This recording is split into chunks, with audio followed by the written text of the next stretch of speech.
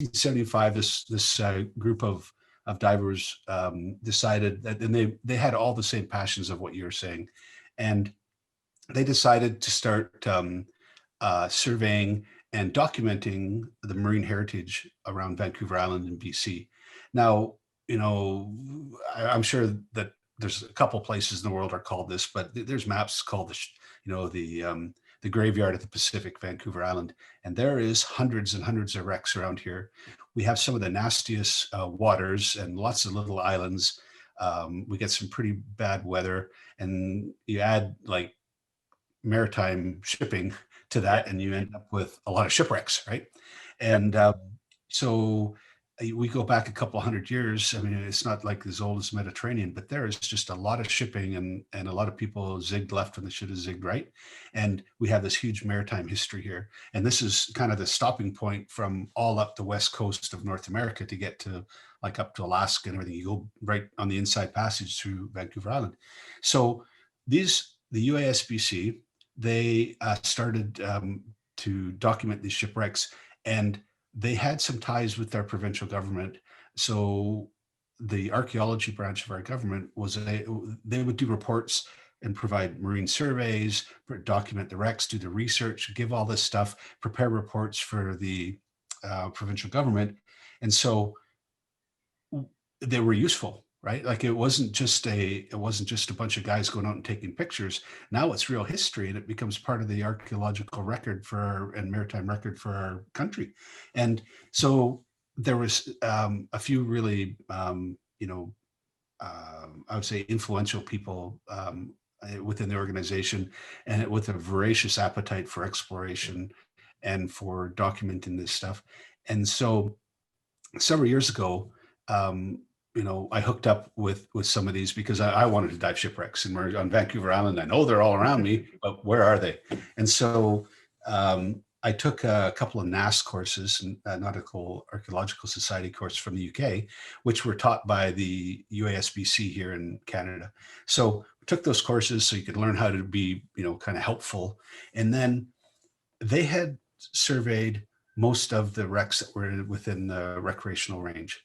But they didn't have anybody to dive the deeper ones. They know where they are. They've got lots of data on some of these deeper wrecks, but they're outside their depth range, at their comfort level. And so a few of us got together and we made ourselves available to dive some of these wrecks. And I got to tell you a funny story. Just won't take me long, but so we go to dive this wreck. We find that it's called the Famous, and it's a ship that used to travel up and down the coast here, and it was like fairly deep, 200 and some feet, or like was it 66, 68 meters? Yep. And we dive it, and I get video of this wreck and everything. We presented at their big shipwreck conference, and we're all thinking that we've done a great thing, and everybody's clapping at the end. And I stand off to the stage, and I'm thinking, wow, this is our first real shipwreck.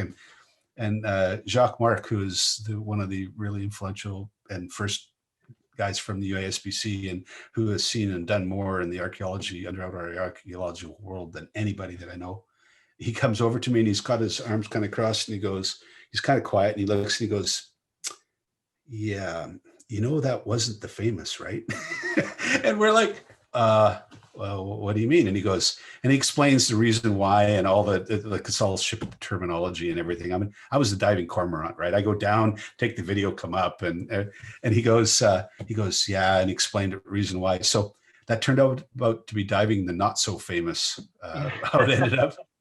But that was one of the first things we did. So you add all this stuff together. You add the UASBC with all their historical knowledge of where all the wrecks are and all the data. And, for scientists surveying, what's really important is the like the baseline and over time, right? Just like Project Baseline with GUE. Yep. And so what's important is to see it now, and then see it again, and then see it again, and then look for change. And then so they've got all these wrecks, and they try to go back and revisit them. So that's cool. You have like that, but there's also ones they haven't found yet.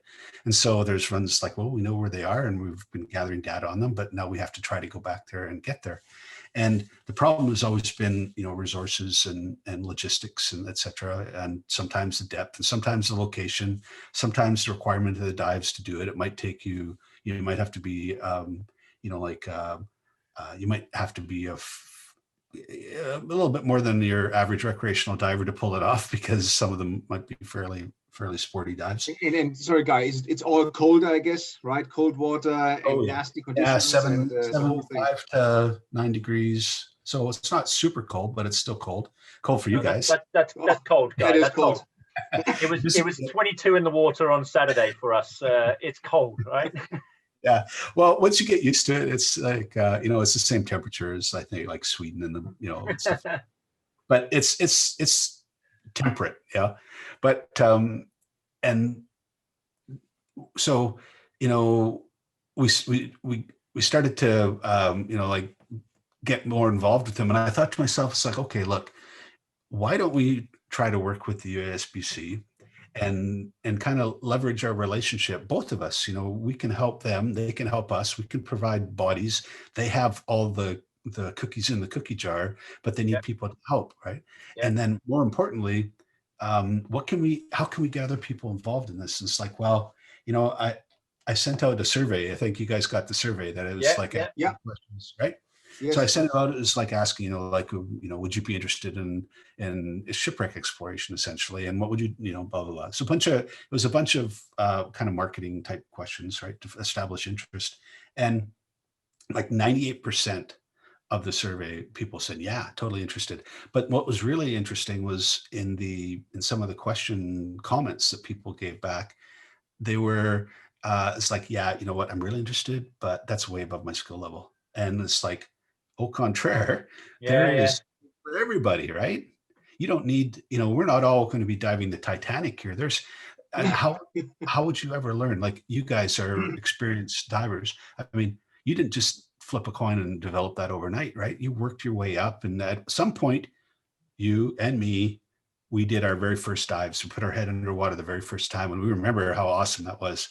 And so all these people that, and they would say, well, you know, that's outside my, you know, my capacity. It's like, well, but there's got to be some shipwrecks that are in like 10 meters of water in nice locations. You can participate, you can be part of exploration, but you do it to the level of your capacity. So because we have this big inventory of shipwrecks, because we have the relationship with the UASBC, because we identify that there's so many people want to do something awesome like this, it's just a question of like sticking the stuff together. And you add an entrepreneur, you know, background like what I've got from my own businesses for a long time, and you go, wow, so what an awesome opportunity to stick everything together. And so, you know, we're hoping to have a pretty decent diving platform, a ship, and then I'm working with the UASBC. They've got a program of, you know, like how to become a archaeologist, and it's similar to the NAS program, except more tailored just specifically for this, for shipwrecks, and then how to do the research and how to do the history and everything. And so imagine you're going to go on a vacation and you could come and actually learn how to do archaeology, and then you can actually go and do some archaeology. And then you could do you know, part of it is you have to have a deliverable at the end if you're going to do science, right? If you're just going to swim around and take pictures, then that's awesome, you know. But if you want to actually contribute something, then you need to do a report at the end. And the UASBC has a kind of a standardized format working with the government to document our shipwrecks where there is the standardized format. And so it's like, wow, well, let's take it then, right? And so you can go and you can learn at the entry level how to do shipwrecks surveys, and, you know, how to do how to find them. So it's basically learn how to be an explorer, and then basically just start exploring, right? Yeah, how to document all this and stuff. Yeah,